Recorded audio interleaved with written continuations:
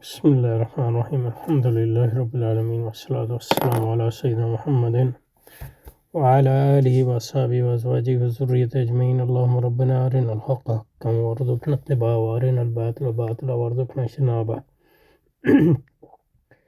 اللهم أرنا حقائق الأشياء كما هي. ربنا زدنا علما وعملا وإخلاصا يا رب العالمين. وصلي وسلم على سيدنا محمد وآله وصحبه وأزواجه وذريته أجمعين. اللهم انصر أولياءك في غزة، اللهم انصرهم على عدوك وعدوهم إنك على كل شيء قدير. اللهم فرج عنا وعن إخواننا في غزة وفي كل مكان، وفي كربنا وكربهم وثبت أقدامنا وأقدامهم والطف بنا وبهم يا أرحم الراحمين يا رب العالمين. Okay, so we are going to study inshallah Imam al-Haramain's al-waraqat, which is basically the first book we study in al-Fiqh according to the mutakallimin's method. In a Hanafi school, we start with the method of fuqaha. So there we study usul al-shashi, the first one. And other madhahib, other three madhahib among madhahib araba. Imam al-Haramain's waraqat is the basic book. And the purpose is just for myself, just to go through it. And this book we have is also includes commentary, which we'll just use it if we need to. Otherwise, we'll just focus on the matan or the text of al-waraqat. Okay, and this one, it has so sharh al-waraqat fi ilm usul al-fiqh. This sharh, so it includes more than one sharh.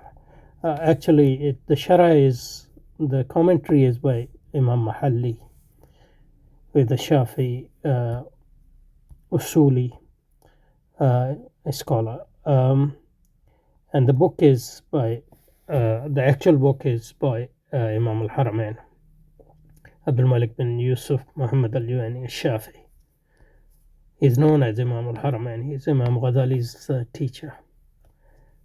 And this is also, it also has a hashia of Sheikh Muhammad al-Damiyati al-Shafi, an Egyptian scholar of a later period.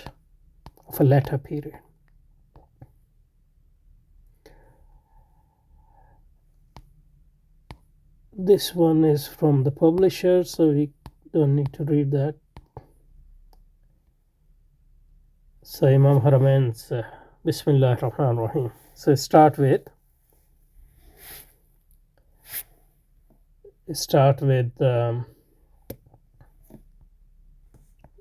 Bismillah ar-Rahman ar-Rahim, because Quran Majid, Quran starts with Bismillah ar-Rahman ar-Rahim. And there are hadiths as well in which, for example, Kullu amrin zibalin la yubda fi Bismillah ar-Rahman ar-Rahim bi Bismillah fahuwa abtar. Although the hadith is da'if, even though some like Imam Nawawi and Ibn Salah, they categorize it as Hasan, but generally the majority of scholars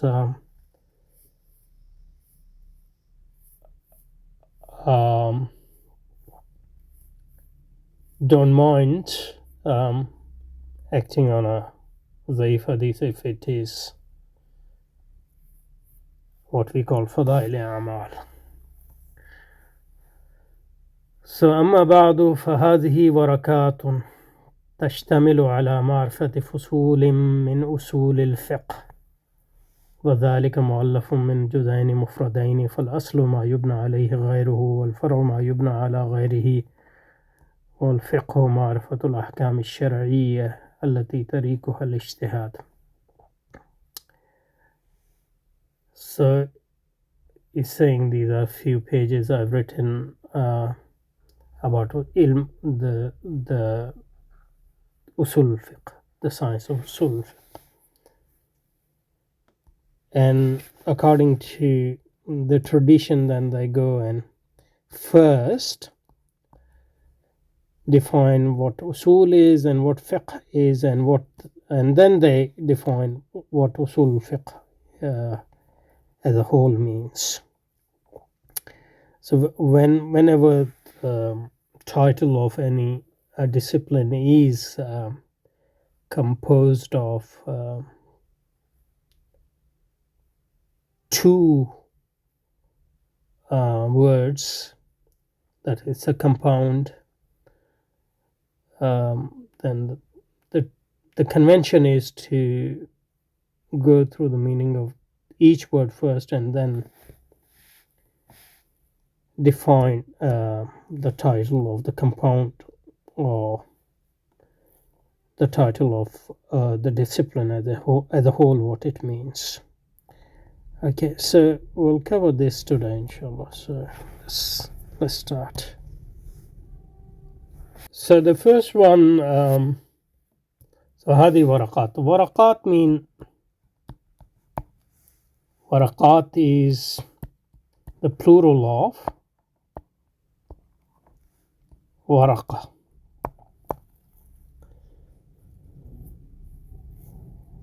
And warakat is the plural of waraka, and this plural is unbroken or jama salim. There are other plurals, awraq for example. Awraq is also the plural of waraqa. But he has used warakat here because jama salim or unbroken, because this is the broken plural, jama taksir of waraqa. Jama salim gives the meaning of qilla, that is when there are only few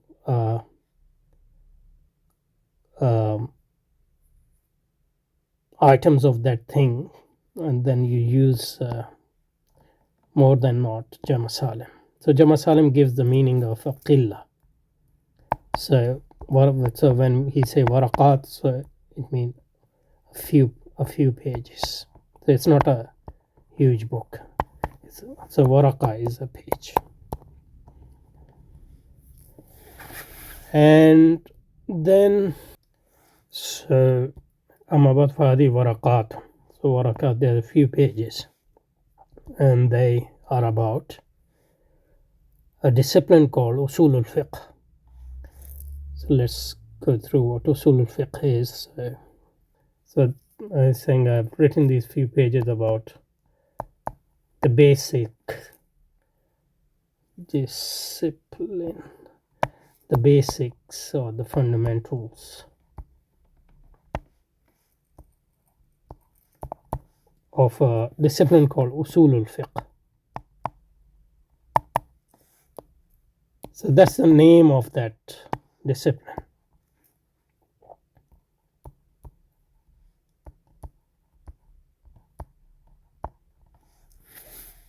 And since the name itself is a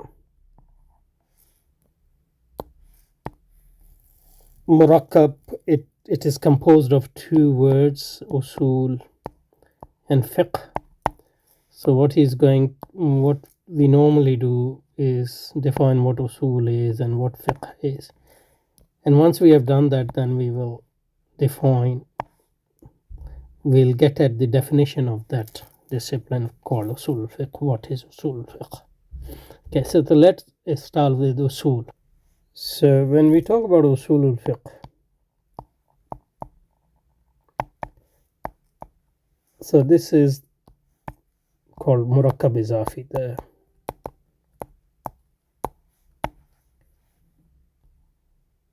It's a compound. expression, I guess. And what we do is we first take usul, and usul we can define it literally, what is its literal meaning and what is its terminological meaning.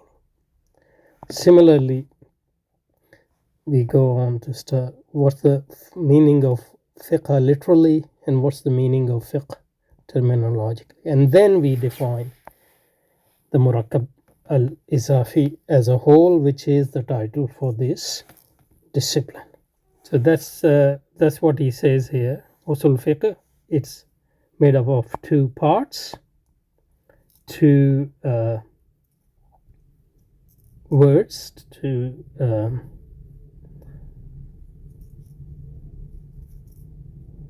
one is usul, and the singular of usul is al-asl. So then he goes and define usul. ما يبنى عليه غيره والفرع ما يبنى على غيره. And then he said al-Fiqh معرفة الأحكام الشرعية التي تركها الاجتهاد. So he defined al-asl and fiqh terminologically. Al-asl he defines literally as well, but fiqh I think he only defines terminologically, but we will go through their literal meaning as well as terminological meaning. So al-usul in Arabic language is the plural of al-asl. Okay, so we are defining it literally first. So as Imam al-Haramain said, al-usul is ma yubna alayhi ghayru. Al-usul is anything on which other things are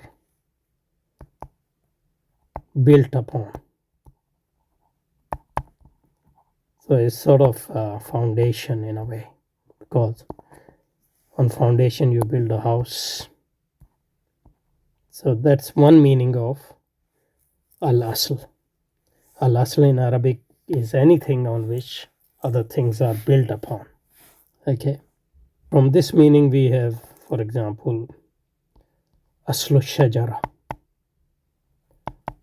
the root of the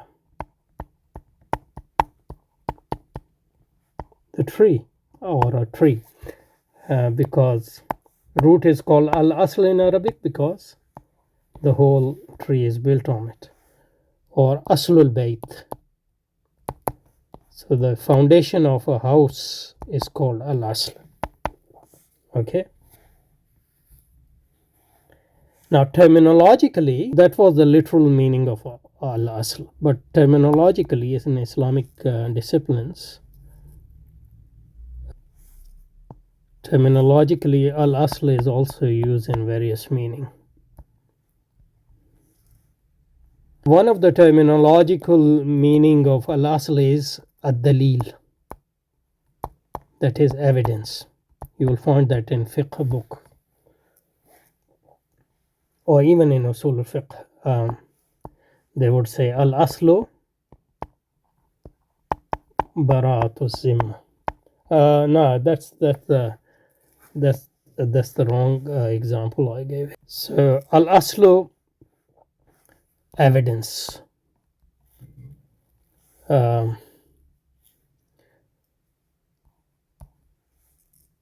So in usul al-fiqh we say al-aslu al-haqiqa,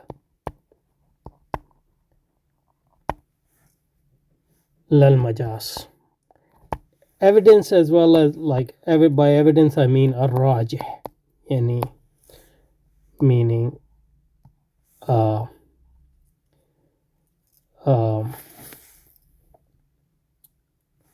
strong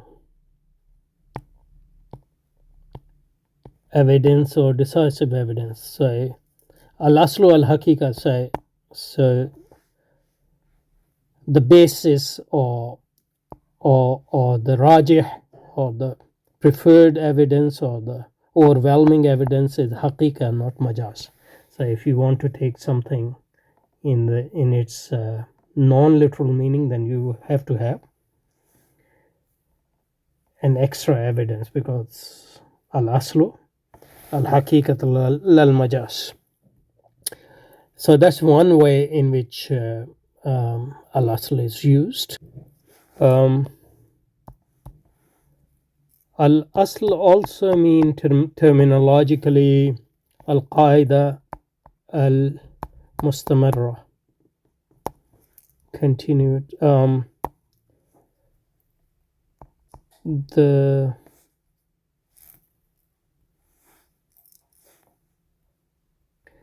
Let's say the overarching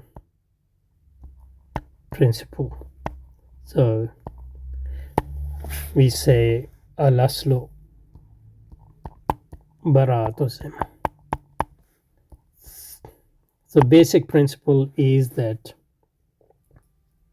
everything is mubah until we have further evidence that it is not mubah. So al-aslu.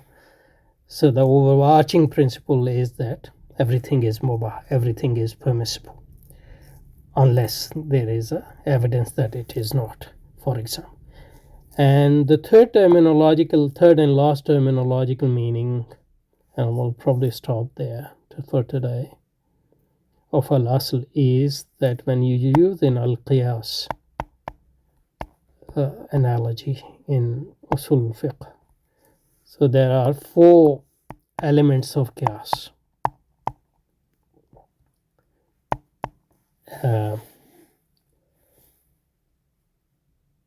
So you have the basic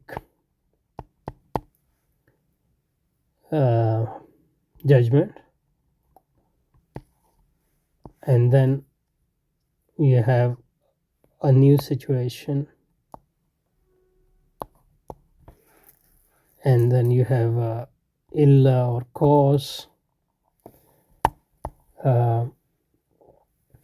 So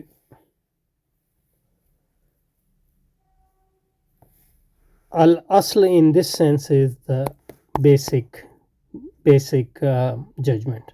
So for example, we have a judgment that khamr or alcohol is haram. So that's through Quran and Sunnah. So this is al-asl. And then we have a thing nabis, which is about which we want to know what is the judgment, because there is no direct ayah or hadith about it. So then we, through analogy, because they share the illa or the cause, which is al-iskar, so then we give nabis the same hukm or judgment as khamr. So that's the basic judgment on which you draw upon through analogy is called al-asl, for example. So these are 3 terminological meaning of al-asl, and I already have given the literal meaning of al-asl. Tomorrow inshallah we'll look at the meaning of fiqh and then the definition of usul fiqh as a discipline. سبحانك اللهم وبحمدك نشهد أن لا إله إلا أنت نستغفرك ونتوب إليك وصلى وسلم على سيدنا ومولانا محمد وعلى آله وأصحابه وأزواجه وذريته أجمعين.